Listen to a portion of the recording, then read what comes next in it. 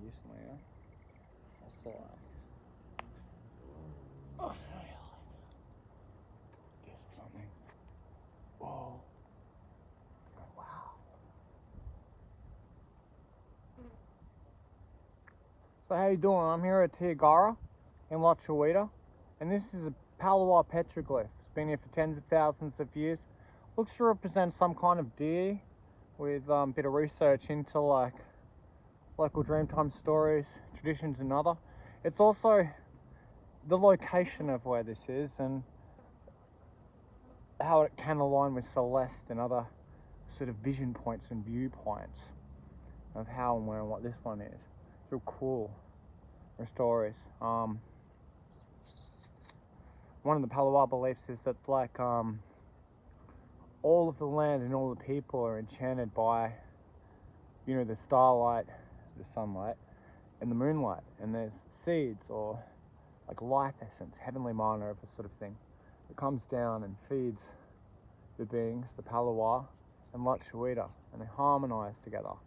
And that, I think, this is part of that story in a way, with how it looks very much like a celestial body, and then the geolocation of it, in which like it is ocean views in panoramic directions with like how such thing could be interpreted. There are also other things like there's some maps here, or a map that I think leads down the coast or depicting. This one here, I'm not sure, but it looks like a guitar, which is really cool. But I think this might be one of the first accounts of the island becoming an island, with navigating around the island, and it's an island now because of proximity to this and what it is, with like kind of mapping it in a way with like it's an island now, which is cool. I'm not 100% sure on this, but and there's many more of these symbols and many more of these petroglyphs of the Palawa here, and I have exhumed this one from under about, I don't know, half foot of earth or something, and stone another, and there's more, and this map here does go further down under there, and this here is a very interesting one. There's a obsession the Palawa had with like egg-shaped rocks and other, and this happens to be that. It does look like an alien head or a deity, and you put it near the Celeste here and it gets a little like woe with how, which is cool. And like yeah, so there's a few more. Abalone, there's an abalone there and one there. The camera is sitting on, not quite sure what that one is, but there is a carving there. I can't tell what it represents and is, which I'll show you in a second. How? So this is one of several rock faces, this one being kind of a northern facing one with, as I'm saying, like panoramic views, which I'll also show in a moment, of the nearby ocean and things like this. So pretty much to the sky, which makes a lot of sense about how that works. With yeah, see, oh wow, there's more. Here's a couple more. These are very faded. These ones are very fucking old. Indeed.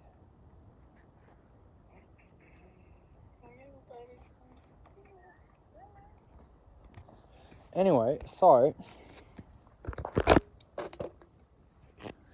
there's this one, which is interesting looking. I'm quite sure what it's to depict. Probably hasn't fully been exhumed yet either. This other one. It looks like some galactic swirl. Like it looks like it's been put. That's why I'm thinking like there's more to it, sort of thing. With, because you know, it's so clear here, the Milky Way, etc. And if there's no disturbances to the natural light, it'll be even clearer. Okay, and then there is panoramic ocean understands with how, you know, just very clearly you can see sun and moon with how that goes. So it could be a solstice thing, a timing thing, where it is in the sky in regard to, I am not sure, because the whole face is not yet revealed either, with also, so yeah, and there's that abalone I was mentioning earlier, which is pretty cool how that goes.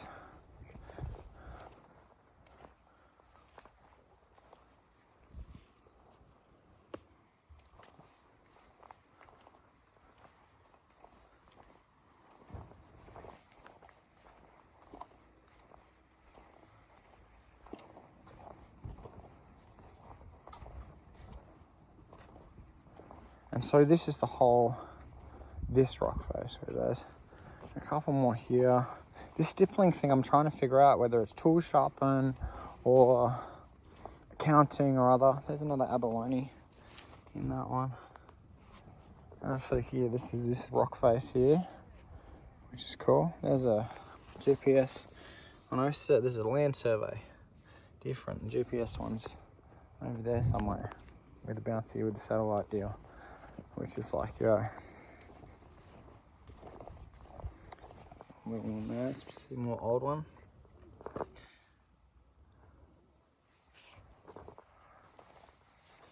It's circular. Very cool.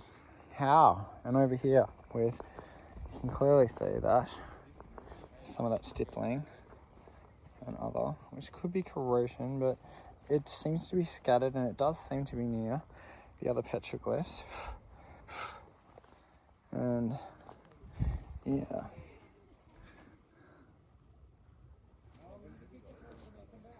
So I think there'll be more here, under here and stuff, because in putting the lighthouse here, there used to be a dairy farm here, there used to be a house just there.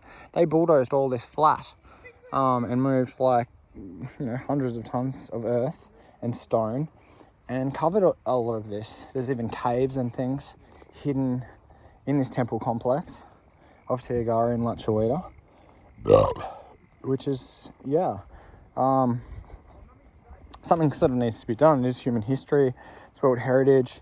It comes before a time of the slave, before a time of the road. There's the Dream and Thunderbird of America. Both have a no nuclear policy from 50,000 years ago for some reason. And things like that, which is why this is very interesting with, human history, World Heritage Earth, and all of those things, how we've evolved and how we've become so civilized and all of that. This is part of that.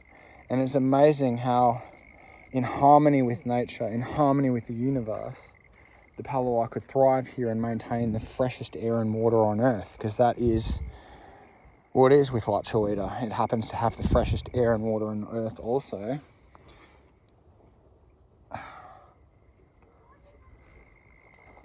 So yeah. Anyway, let's say we'll do a thing. We'll go like, yo, and we'll go for the sun drop there, and we'll go, yo, and it's set in, and we're like, okay. We'll go, well, so we're gonna move all this, and all of this, and all of this. There's another abalone now. It's pretty old. And there's something corrosive, I think, because this earth thing cleared. I do think there's something corrosive in this mud, which it would be much better to remove it from the faces of rock that hold the petroglyphs rather than leaving them under this earth, which is probably going to degrade them and gradually corrode them, which seems to also be happening.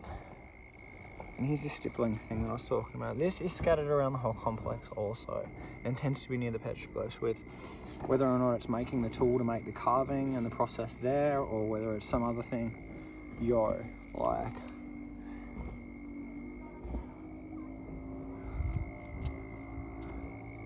So yeah.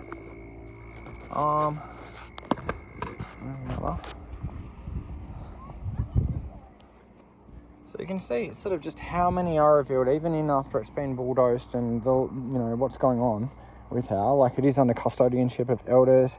I think the Six Rivers tribe is also sort of a proprietor of the museum, and those that have been keeping it and tending it have been doing such a wonderful job and the best they can given the limited funding for such things as well, which I think is pretty atrocious considering what all this really is. Which I'm pretty sure you guys would understand with how. So hang on, I'm going to do a thing. We'll do a thing. Look at this moss. Oh, barefoot on the moss. Barefoot on the moss? We're barefoot on the moss, are we? I'm